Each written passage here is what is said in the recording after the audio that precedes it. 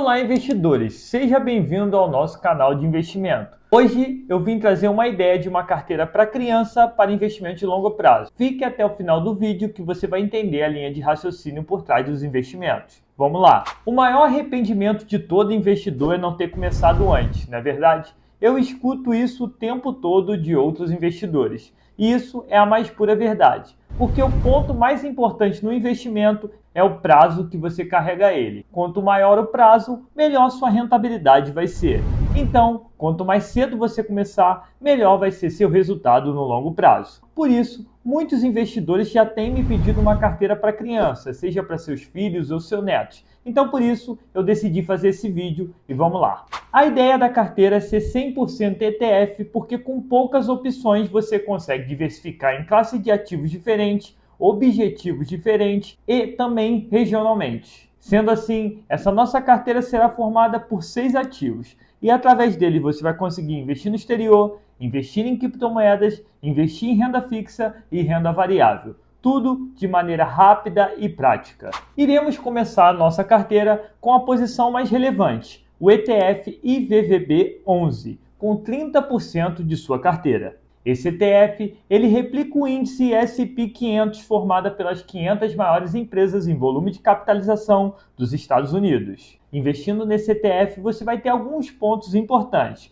O primeiro dele é a proteção cambial, o poder de proteger seu filho da perda do valor da moeda real frente à moeda dólar. Além disso, você também investirá na maior economia do mundo, a economia americana. Lembrando que esse ETF, formado por 500 maiores empresas de volume de capitalização dos Estados Unidos, tem também empresas globais como Netflix, Amazon, Google, Meta, entre outras. Então, investindo nele, você vai estar investindo nas maiores empresas da economia mundial. A segunda posição é o ETF Small 11, com 20% da carteira. Esse ETF é formado pelas empresas small caps brasileiras, aquelas pequenas gigantes do nosso mercado. O objetivo de longo prazo desse investimento é surfar a onda de crescimento dessas pequenas gigantes e conseguir uma valorização de patrimônio no longo prazo. Lembrando também que algumas small caps distribuem dividendos, como é o caso da Unipar e da Ferbasa, e empresas small caps que distribuem grandes dividendos. Lembrando que ETF não distribui dividendos diretamente para você, mas ele distribui dividendos diretamente no índice, e esse dividendo é reaplicado automaticamente na cota. O segundo ETF de renda variável do Brasil é o ETF Divo 11. Ele replica o índice DIV, formado por empresas de dividendos, as maiores empresas de dividendos do Brasil. Então, investindo nele, você tem o objetivo de ganhar com os dividendos das empresas que são reinvestidos automaticamente no índice e pela solidez dos ativos que são compostos ali. Importante você observar que eu coloquei 2 ETFs de renda variável do Brasil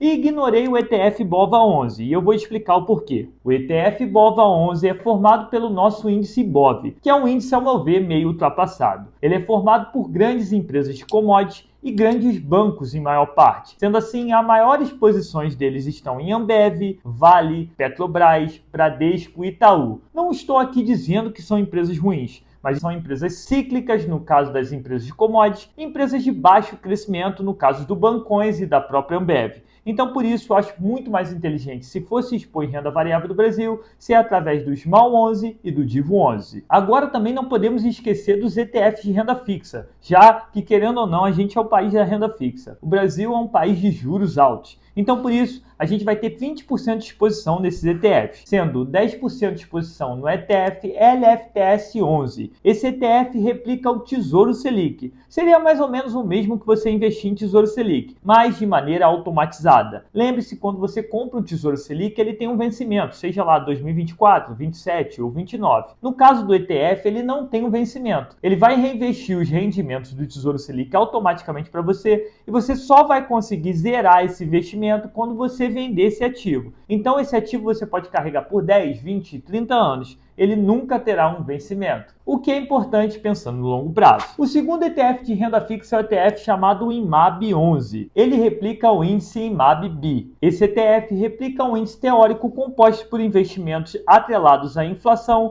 de curto, médio ou longo prazo. Então, você vai ter 2 ETFs de renda fixa, sendo um atrelado aos juros básicos da economia, a taxa Selic, no caso o LFTS11, e sendo o outro atrelado a títulos pré-fixados indexados à inflação, no caso, o IMAB 11. Para fechar a carteira de ETF, temos duas posições de um grau de risco maior. Então, cada posição dessa vai representar 5% da carteira. A primeira dela é o WRLD11, o ETF que replica um índice mundo. Esse ETF é composto por mais de 9.000 empresas espalhadas pelo mundo, sendo empresas de mercado capitalizado já desenvolvido e também de países emergentes, como Índia, China e etc. Esse ETF tirará uma exposição global a todo o mercado variável do mundo. E por último, o ETF considerado mais arriscado, o ETF Hash11. Esse ETF replica o índice Hashdex, um índice formado por criptomoedas, sendo a maior parte delas Bitcoin e Ethereum, mas também tem uma parte menor em altcoins, que representa um percentual menor da carteira, como altcoins como, por exemplo, a Link, a Uniswap e a Solana. Esse ETF tem um grau de risco e uma volatilidade maior, porque ele é exposto ao mercado de criptoativos. Ele tem um risco maior, mas uma capacidade de entregar uma rentabilidade muito maior no longo prazo. Lembrando que não se exponha demais nesse mercado. Tenha lá 5% da carteira. Não seja ganancioso. O problema maior do mercado de criptomoeda é que geralmente a pessoa vê subindo demais e acaba sendo um pouco ganancioso, se expondo mais do que deveria. Recapitulando assim, formamos uma carteira de longo prazo com 6 ativos, sendo a maior parte deles em ETFs de renda variável do Brasil e ETFs de renda variável no exterior. A maior posição, lembrando, é o VVB11 com 30% da carteira, o ETF que replica o S&P 500 formado pelas 500 maiores empresas americanas em volume de capitalização. No Brasil, colocamos 2 ETFs de renda variável, cada um com 20% da carteira. O Small 11, que replica um ETF de Small Caps, e o Divo 11, com também 20% da carteira, que replica um índice de empresas de dividendos. Na renda fixa, ficamos expostos com 20% da carteira, sendo uma parte em LFTS 11, o Tesouro Selic, e uma parte em MAB 11, títulos pré-fixados e indexados à inflação. E os dois últimos, o ETF